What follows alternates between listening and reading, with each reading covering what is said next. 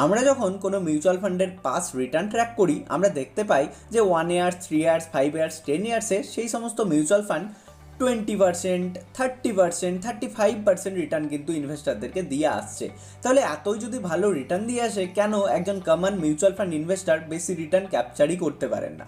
প্রধান কারণ কি জানেন? আপনি যদি গুগল করেন যে average SIP duration of an Indian investor, আপনি দেখলে অবাক হয়ে যাবেন। কত জানেন একজন ইন্ডিয়ান ইনভেস্টারের এভারেজ এসআইপি ডিউরেশন? মাত্র 2.5 বছর। গাইজ, একদমই এটা আমি বলছি না, আমাদের সার্ভে বলছে যে একজন ইন্ডিয়ান ইনভেস্টার মিউচুয়াল ফান্ডের ম্যাক্স টু ম্যাক্স 2.5 বছর অবধি ইনভেস্টেড থাকতে পারে। তার বেশি কমিটমেন্টই আমরা মিউচুয়াল ফান্ডকে করতে পারি না। তাহলে মিউচুয়াল ফান্ড আমাদেরকে কীভাবে আমাদের ওয়েলথ ক্রিয়েট করে দেবে? যে কারণে আমরা যখন বলে থাকি যে মিউচুয়াল ফান্ড থেকে আপনি কোটি কোটি টাকাও ইনকাম করতে পারবেন, অনেকেই কমেন্ট বক্সে এসে কমেন্ট করে থাকেন ইম্পসিবল। কেন ইম্পসিবল? না আমরা লং টার্ম ভাবতেই পারি না, আমরা কম্পাউন্ড ইন্টারেস্টের পাওয়ার সম্বন্ধেই জানি না। সো গাইজ, আজকের এই ভিডিওটিতে আমি কথা বলবো তাদের জন্য যারা অলরেডি মিউচুয়াল ফান্ড ইনভেস্টমেন্ট শুরু করে দিয়েছেন, বা অনেকেই রয়েছেন ফান্ড চুজ করে নিয়েছেন কিন্তু মিউচুয়াল ফান্ডে ইনভেস্টমেন্ট শুরু করবেন বলে ভাবছেন। তাদের জন্য আজকের ভিডিওটি খুবই ইম্পর্টেন্ট। কেন না, আজকের এই ভিডিওটিতে আমরা ফুল ডিটেলসে ডিসকাস করব যে কোন 5টি মিস্টেকস আমাদেরকে অ্যাভয়েড করে চলতে হবে মিউচুয়াল ফান্ডে ইনভেস্টমেন্ট করার সময়। হয়তো অনেকেই স্টার্ট করে দিয়েছেন, তারাও কিন্তু এই সমস্ত মিস্টেক্সকে অ্যাভয়েড করে চলুন, তাহলে আগামী দিনে গিয়ে ভালো ওয়েলথ ক্রিয়েট করতে পারবেন বলে আমি মনে করি। ওকে, তাহলে চলুন বেশি কথা না বাড়িয়ে শুরু করি আজকের ভিডিও। সো তার আগে প্রত্যেককেই রিকোয়েস্ট করবো, যারা চ্যানেলে আজকেই নতুন, প্লিজ চ্যানেলটিকে সাবস্ক্রাইব করে পাশে থাকা বেল আইকনটিতে প্রেস করে দিন। চলুন আমরা শুরু করি আজকের video. So the first point is over diversification. অর্থাৎ আমরা যখন কোনো ইনভেস্টমেন্টের কথা আপনাদের সঙ্গে শেয়ার করি, আমরা বলে থাকি ডাইভার্সিফাই করুন পোর্টফোলিওকে। কেন না, আমরা জানি স্যার ওয়ারেন বাফেটও, যিনি ওয়ার্ল্ডের ফেমাস ইনভেস্টার, তিনি একটা কথা বলে থাকেন যে don't put your all eggs in one basket. অর্থাৎ কি না, আপনার কিনে আনা ডিম একটা ঝুড়িতে রাখবেন না, সেই ঝুড়িটা পড়ে গেলে সমস্ত ডিম নষ্ট হয়ে যাবে, তাই না? তাই আলাদা আলাদা ঝুড়িতে যদি আমরা রেখে দিই, সেখানে একটা ঝুড়ি পড়লেও অপর ঝুড়ির ডিমগুলো সেফ থাকবে। ঠিক তেমনই ইনভেস্টমেন্টের ক্ষেত্রেও আমরা বলে থাকি যে ডাইভার্সিফাই করুন যত তাড়াতাড়ি সম্ভব বা as much as possible. Okay, but আমরা অ্যাজ অ্যান ইনভেস্টার এটা করে দিই যে ওভার ডাইভার্সিফিকেশন করে দিই। কীরকম না, আপনি ধরুন 5,000 টাকার মান্থলি এসআইপি করছেন। 5,000 টাকার আপনি এসআইপি করার জন্য 10টা ফান্ড সিলেক্ট করে নিয়েছেন, প্রত্যেকটা ফান্ডে 500-500 করে টাকা দিচ্ছেন। দেখুন, এটা একদমই ভুল। গাইজ, একদমই ভুল। কেন না, আপনি 5,000 টাকার যদি এসআইপিতে 5টা ফান্ড সিলেক্ট করে থাকেন, তাহলে প্রত্যেকটা ফান্ডে আপনি 500-500 করে টাকা দিলে আপনার টাকার আর কী গ্রোথ হবে, তাই না? কেন না, আপনি সবসময় একটা জিনিস মাথায় রাখবেন যে আমরা যখন মিউচুয়াল ফান্ডে ইনভেস্টমেন্ট করছি, তাহলে মিউচুয়াল ফান্ড কি না বাস্কেট অফ স্টকস, অর্থাৎ একটা স্টকসের ঝুড়ি। অর্থাৎ আমরা যখন স্টক মার্কেটে ডিরেক্ট ইনভেস্ট করতে যাই, আমরা যে স্টকটি কিনি সেটা পার্সোনালি আমরা ইন্ডিভিজুয়ালি একটা স্টককে কিনে থাকি, কিন্তু যখন আপনি মিউচুয়াল ফান্ডের দ্বারা যাচ্ছেন তখন টপ 30, 50, 100 কোম্পানিজ কিন্তু থেকেই যাচ্ছে আপনার মিউচুয়াল ফান্ডে।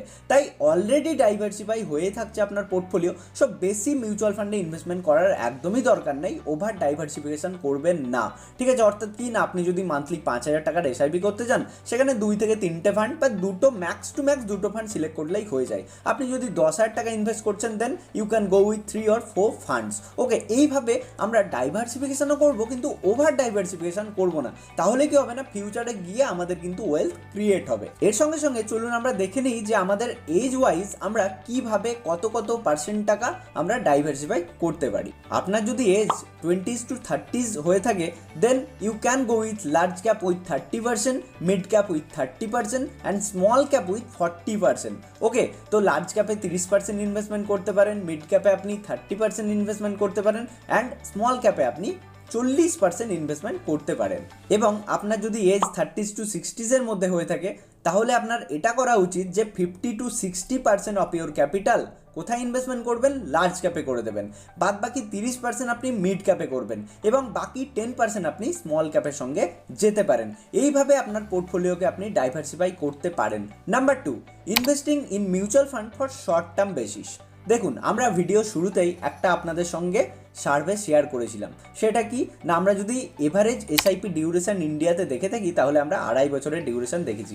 মানে কি, সবার মেন্টালিতে হয়ে আসছে যে আমি আজকে মিউচুয়াল ফান্ডে ইনভেস্টমেন্ট করবো, 2-2.5 বছরের মধ্যে 30-40% রিটার্ন নিয়ে আমি এক্সিট করে যাব। আবার এরকমও অনেকে আছেন যারা কোনো মিউচুয়াল ফান্ডে ইনভেস্টমেন্ট করার আগে দেখছেন সেই ফান্ড 20-30% রিটার্ন দিয়ে এসছে। তাহলে কি না আপনারা এটা ভেবে নেন, অ্যাজিউম করে নেন যে আমি 2025 সালে ইনভেস্টমেন্ট করে দিলাম 1,00,000 টাকা, তাহলে আমি 2026 সালের প্রথমে আমি কিন্তু 1,20,000 টাকা 30,000 টাকা রিটার্ন জেনারেট করে নেব, অর্থাৎ এক বছরে 20-30% আমি জেনারেট করে নেব। কিন্তু সবসময় মাথায় রাখবেন যে যখনই আমরা মিউচুয়াল ফান্ড বা ইনভেস্টমেন্ট শেয়ার মার্কেটে করে থাকি তখন কিন্তু রিটার্নের কোনো গ্যারেন্টি থাকে না। অর্থাৎ কি না আমরা যখন পাস্ট রেকর্ড দেখি যে সেই ফান্ডস 20-30% রিটার্ন দিয়ে এসছে, 20% ধরে চলছি আমরা, তাহলে এটা ভেবে নেবেন না যে প্রত্যেকটা বছরই সে 20%ই দিয়ে এসছে। হয়তো কোনো বছরে সে নেগেটিভে রিটার্ন দিয়ে এসছে, কোনো বছরে 30 দিয়ে এসছে, কোনো বছরে 10-15 এরকম। অর্থাৎ এভারেজ সবসময় মাথায় রাখবেন যে মিউচুয়াল ফান্ডের আমরা কিন্তু এভারেজ রিটার্ন দেখছি। ওকে, তাহলে কি না আপনি এটা অ্যাজিউম করে নেবেন না যে আগামী বছরে 20% দিয়ে আসছে মানে এই বছরেও 20% দিয়ে আসবে।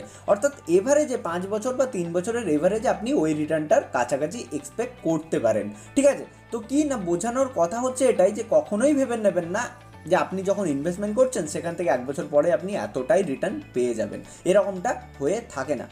এবং হ্যাঁ, ইনভেস্টমেন্ট মিউচুয়াল ফান্ডে যদি করতে চান please forget short term mentality. Guys, short term একদম ভুলে যান। মিউচুয়াল ফান্ড লং টার্ম ইনভেস্টরদের জন্য। আপনি যদি শর্ট টার্মে যেতে চান তাহলে কিন্তু আপনি স্টক পিক করুন, সেখান থেকে ভালো ভালো ভলিটিলিটি ওয়ালা স্টক পিক করুন, ভালো রিটার্ন জেনারেট করতে পারবেন। কিন্তু হ্যাঁ, রিস্কি, যে জন্য মিউচুয়াল ফান্ডে ইনভেস্টমেন্ট করতে গেলে লং টার্ম হরাইজন বেসিসেই কিন্তু আমাদেরকে ইনভেস্টমেন্ট করতে হবে। নাম্বার 3, খুবই ইম্পর্টেন্ট পয়েন্ট, সেটা হচ্ছে টাইমিং দ্য মার্কেট।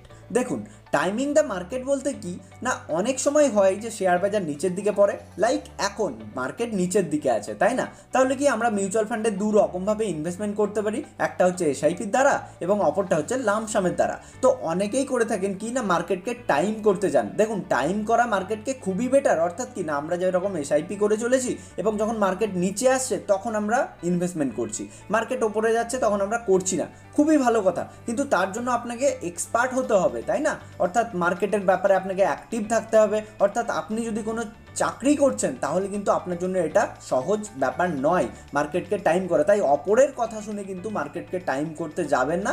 আমি তো বলবো সিম্পল, আমার যে মেন্টালিটি সেটা হচ্ছে মিউচুয়াল ফান্ডে আপনি এসআইপির মাধ্যমেই চলে যান।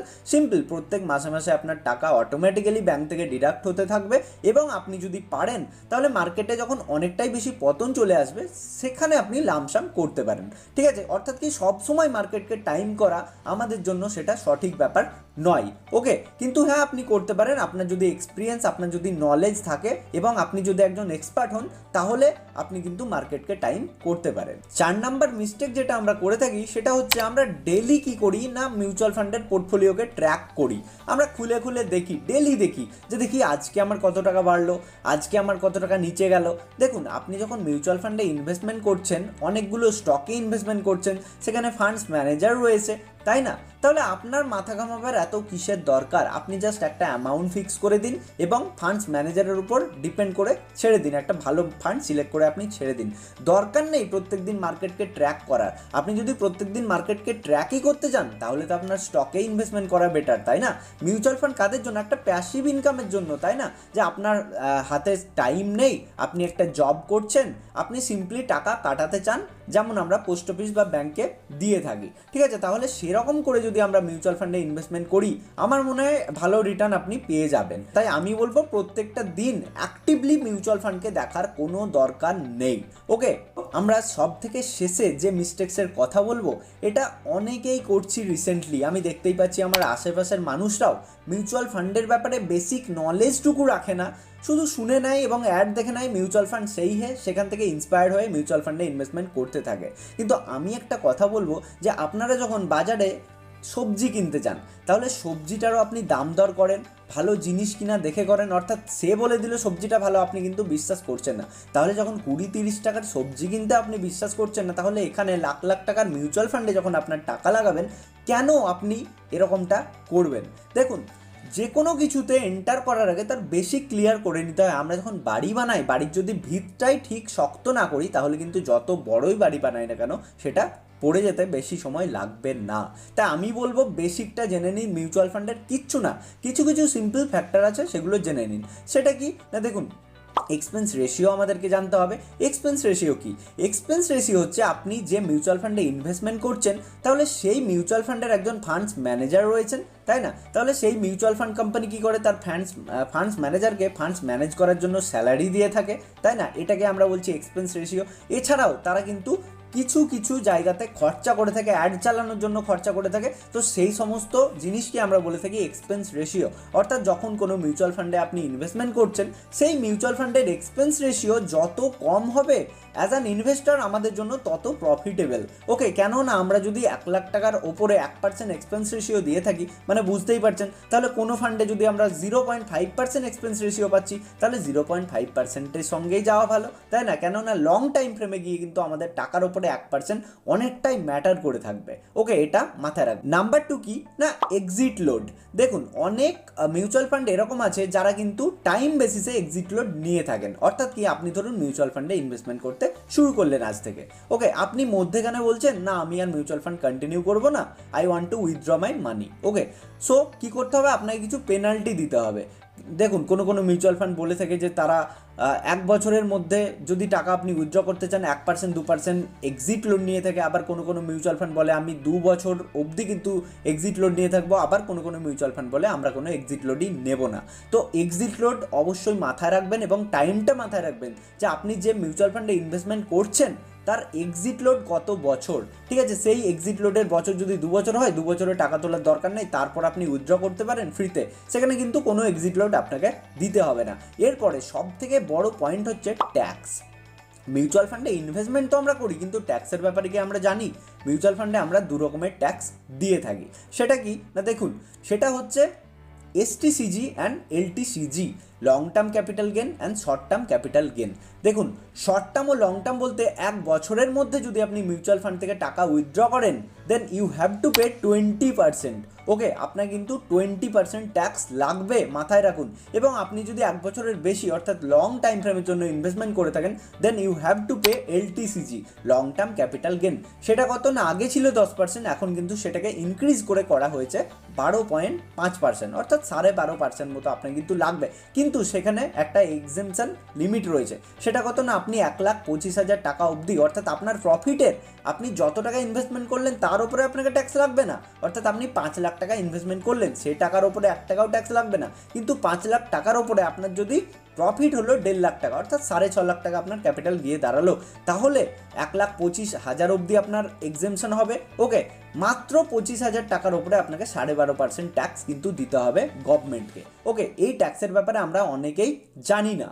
এর সঙ্গে সঙ্গে আমরা মিউচুয়াল ফান্ডে ইনভেস্টমেন্ট করার আগে আরও 2-3টে পয়েন্টস আমরা মাথায় রেখে দেবো। সেটা হচ্ছে, আমরা যে মিউচুয়াল ফান্ডে ইনভেস্টমেন্ট করছি সেটা কি রেগুলার ফান্ড নাকি ডিরেক্ট ফান্ড, সেটা গ্রোথ ফান্ড নাকি IDCW প্ল্যান, নাকি সেটা অ্যাক্টিভ নাকি প্যাসিভ। তাহলে এই সমস্ত জিনিসগুলো জানতে হবে, যাদের মধ্যে রেগুলার বলতে হচ্ছে, ডিরেক্ট ফান্ড হচ্ছে আপনি যদি কোনো অনলাইন ডিসকাউন্ট ব্রোকার্সের সাহায্যে ডিম্যাট অ্যাকাউন্ট ওপেন করে আপনি যদি ইনভেস্টমেন্ট করছেন, সেটা ডিরেক্ট ফান্ড। এবং রেগুলার হচ্ছে আপনি যদি ব্যাংকের দ্বারা বা কোনো ইনস্টিটিউশনের দ্বারা অ্যাকাউন্ট ওপেন করে আপনি সেখান থেকে মিউচুয়াল ফান্ডে ইনভেস্টমেন্ট করছেন, সেটাকে আমরা বলে থাকি রেগুলার প্ল্যান। ওকে, তো আমি বলবো রেগুলার প্ল্যানের থেকে ডিরেক্ট প্ল্যান নেওয়া অনেক বেটার। কেন? সেখানে এক্সপেন্স রেশিও কম থাকে। সো আপনিও যদি ডিম্যাট অ্যাকাউন্ট ওপেন করতে চান বাড়ি বসে এবং ইনভেস্টমেন্ট শুরু করতে চান আজ থেকে, তাহলে ডেসক্রিপশন বক্সে আমি ডিসকাউন্ট ব্রোকার্সের কিছু লিঙ্ক দিয়ে রেখেছি, সেখান থেকে গিয়ে বাড়ি বসে ডিম্যাট অ্যাকাউন্ট ওপেন করে নিতে পারেন এবং মিউচুয়াল ফান্ড ইনভেস্টমেন্ট শুরু করতে পারেন আজ থেকেই। ওকে, তো এরপরে আমরা বলছি কি না, গ্রোথ বা IDCW। গ্রোথ ও IDCW এর মধ্যে সবসময় গ্রোথ প্ল্যানকেই চুজ করবেন। কেন না, গ্রোথ প্ল্যান আমাদেরকে কম্পাউন্ডিংয়ের পাওয়ার দেখে থাকে। আমরা সাধারণত মিউচুয়াল ফান্ডে কেন ইনভেস্টমেন্ট করি? কম্পাউন্ডিংয়ের জন্য, আমাদের টাকা যেন কম্পাউন্ড হিসেবে গ্রো হতে থাকে। কখনো IDCW এর জন্য করি না। অর্থাৎ কি, IDCW হচ্ছে মিউচুয়াল ফান্ডের এমন কিছু প্ল্যান যেগুলো আমাদেরকে হয়তো কোয়ার্টারলি বা ইয়ারলি কিছু আমাদেরকে দিয়ে থাকে ডিভিডেন্ড। ওকে, তো যে সমস্ত মিউচুয়াল ফান্ড ডিভিডেন্ড পে করে থাকে সেই সমস্ত মিউচুয়াল ফান্ডকে আমরা বলে থাকি IDCW। তো আমি বলবো গ্রোথ আর IDCW এর মধ্যে গ্রোথ প্ল্যান সবসময় বেটার। ওকে, এবং লাস্ট হচ্ছে অ্যাক্টিভ ফান্ড বা প্যাসিভ ফান্ড। তো active fund, passive fund, everything আমি ডিসকাস করে রেখেছি। মিউচুয়াল ফান্ডের উপরে ডেপথ নলেজ গেইন করতে চাইলে আমি আই বাটনে একটি ভিডিও দিয়ে দেবো, এই ভিডিওটি অবশ্যই আপনারা ওয়াচ করে নেবেন। তাহলে এই ছিল আমাদের আজকের ভিডিও, যেখানে আমরা জানলাম যে কী কী মিস্টেক্স করা থেকে আমরা বিরত থাকবো মিউচুয়াল ফান্ডের সময়। ওকে, তো হোপ আজকের এই ভিডিওটি আপনাদের নলেজেবল, হেল্পফুল, ইউজফুল, মিনিংফুল লেগেছে। সো ভিডিওটি ভালো লাগলে অবশ্যই লাইক, কমেন্ট, শেয়ার করে দেবেন এবং চ্যানেলে যারা নতুন অবশ্যই চ্যানেলটিকে সাবস্ক্রাইব করে পাশে থাকা বেল আইকনটিতে প্রেস করে দেবেন। চলুন দেখা হচ্ছে পরবর্তী ভিডিওতে, ততক্ষণের জন্য সবাই ভালো থাকবেন, সুস্থ থাকবেন, ধন্যবাদ।